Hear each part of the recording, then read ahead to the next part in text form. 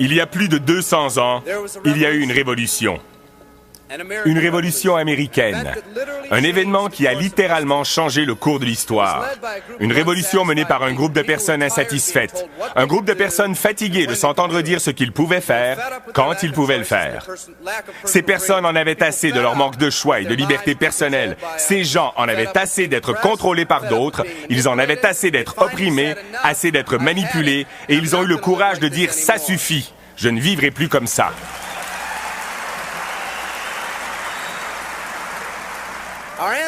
Nos ancêtres étaient des personnes qui ont pris l'entière responsabilité de ce qui pouvait leur arriver.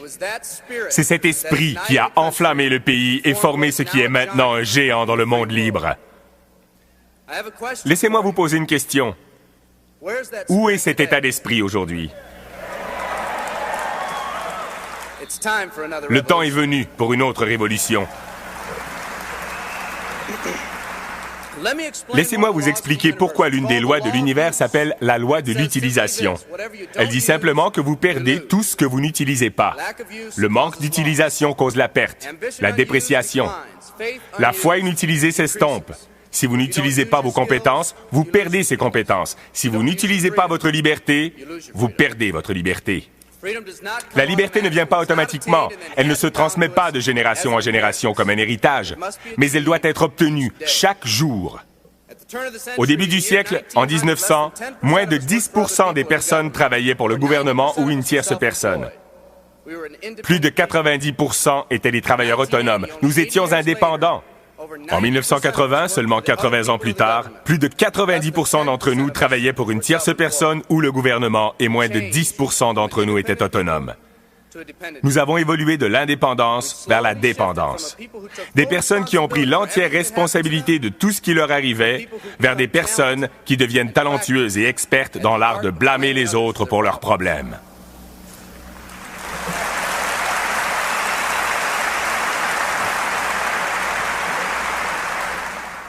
Notre géant s'est endormi. Nos ancêtres n'ont pas dit « Qui va prendre soin de moi ?» Ils ont simplement dit « Tout ce que je demande, c'est la possibilité d'être libre et la capacité de prendre soin de moi-même et de ma famille. » Aujourd'hui, nous élisons des politiciens pour qu'ils prennent soin de nous. Nous crions contre quiconque ose nous demander d'apporter plus de valeur à notre travail. Nous faisons tout notre possible pour répandre notre souffrance tout autour de nous. Et pourtant, personne n'est prêt à faire partie de la solution. Nous sommes passés d'une société qui payait en fonction de la valeur apportée à une société qui paie selon les droits et l'ancienneté, selon ce que nous croyons qui nous est dû.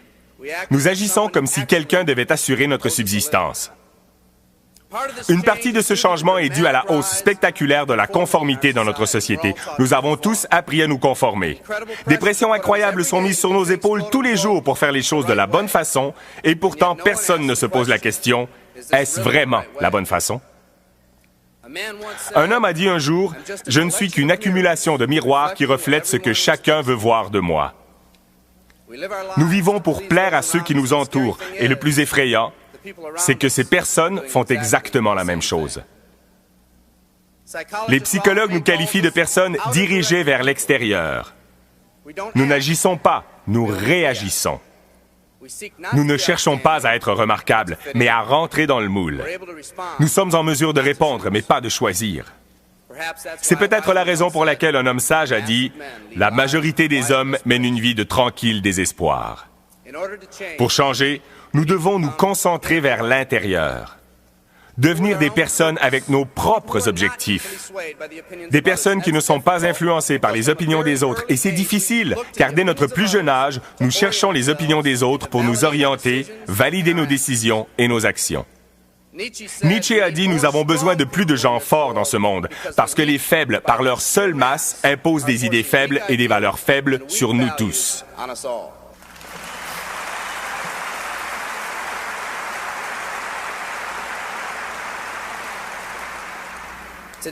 Les changements sociaux et économiques d'aujourd'hui réveillent ce géant endormi. Certaines personnes peuvent ne pas être encore prêtes pour le changement qui se passe aujourd'hui. Peu importe qu'elles soient prêtes ou non. Un vieux proverbe dit « Si vous voulez que vos rêves deviennent réalité, vous devez d'abord vous réveiller. »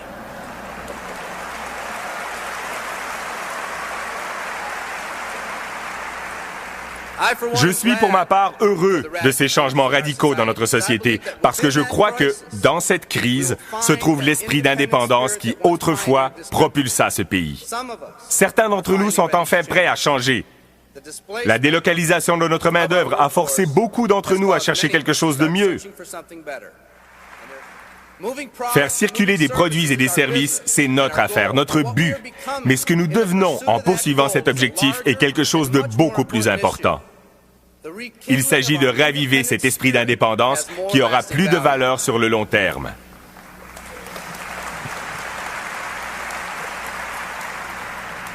Il n'y a pas plus noble entreprise que l'entreprise qui encourage le développement des personnes.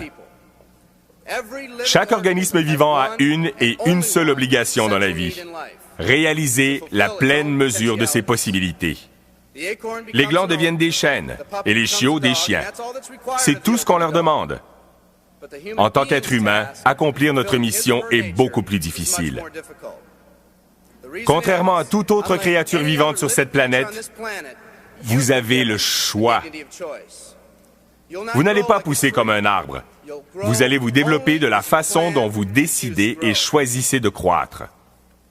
Quand une personne choisit de vivre, deux choses se produisent.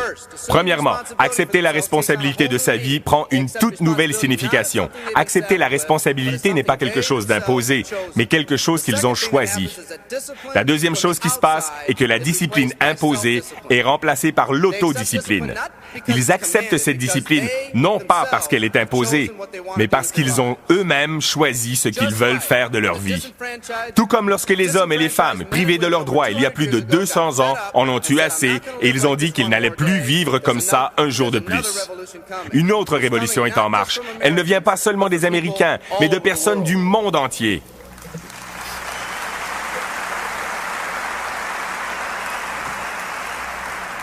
Elle vient de personnes qui ont été opprimées, lassées de faire des tâches sans intérêt, qui ont été sous-exploitées, qui ont été offensées ou ignorées, des personnes qui ont vu leurs espoirs maintes et maintes fois écrasés par les circonstances qui les entourent, des personnes qui jouaient le jeu dont les règles n'étaient pas les mêmes pour tout le monde, des personnes dont les rêves ont failli mourir par la force de la négativité et du pessimisme, des personnes qui attendent que la bonne occasion se présente, une occasion qu'elles pourraient saisir et y croire. Un endroit où les gens croiraient en elle. J'entends le grondement de cette révolution chaque jour. Les règles changent et la société est enfin prête pour ce changement. Les gens essaient de vous convaincre de ne pas vous lever. Ils auront parfois les meilleures intentions, mais nous devons lutter contre tout et tout le monde qui essaie d'influencer notre liberté. Et ils essaieront. Croyez-moi, ils essaieront.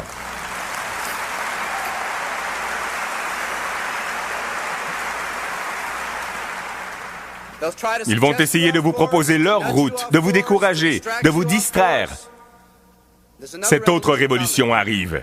Elle va être conduite par un groupe de personnes uniques et courageuses comme vous.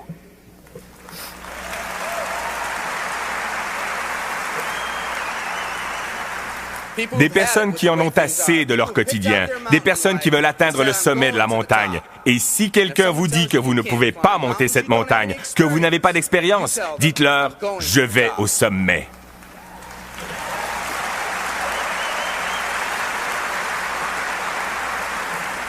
Et si votre voisin vous dit de choisir une autre montagne car celle-ci est trop rocailleuse, qu'allez-vous lui dire? Si quelqu'un vous dit qu'elle est trop raide, qu'allez-vous lui dire? Et si quelqu'un vous dit « Ah, du marketing relationnel », qu'allez-vous lui dire?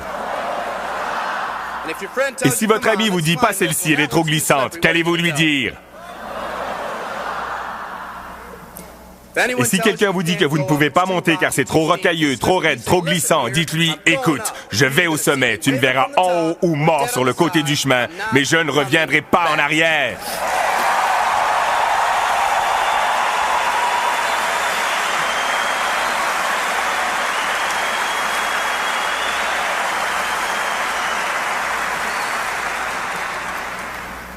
Cette attitude de faire ou mourir entraîne quelque chose.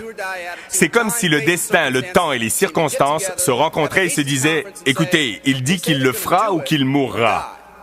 Autant le laisser faire. »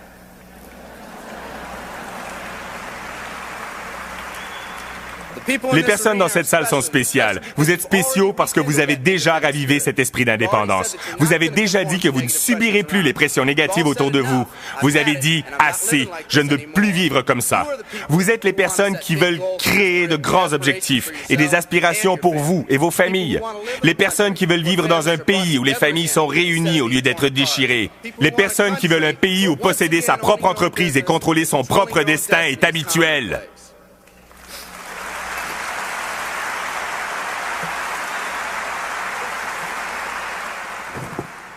Vous êtes les personnes qui veulent un pays où chaque homme, chaque femme et chaque enfant est traité avec le même respect et la même dignité.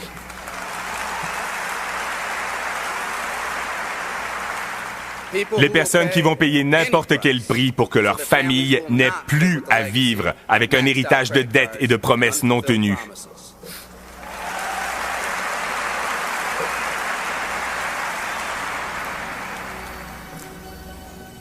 Aujourd'hui, nous sommes à la genèse d'une nouvelle révolution que des personnes comme vous et moi allons conduire. Theodore Roosevelt a dit ces mots il y a quelques décennies et je pense qu'ils sont particulièrement appropriés aujourd'hui. Il a dit « Nous voyons à travers les dangers du bel avenir et nous nous réjouissons comme un géant revigoré. Les grandes victoires doivent encore être gagnées. Les plus grandes choses sont encore à faire. » J'ai rêvé d'une entreprise qui pourrait nous donner la possibilité d'atteindre ces rêves en nous permettant tous de remplir notre propre potentiel. Je vous aime tous. Merci beaucoup.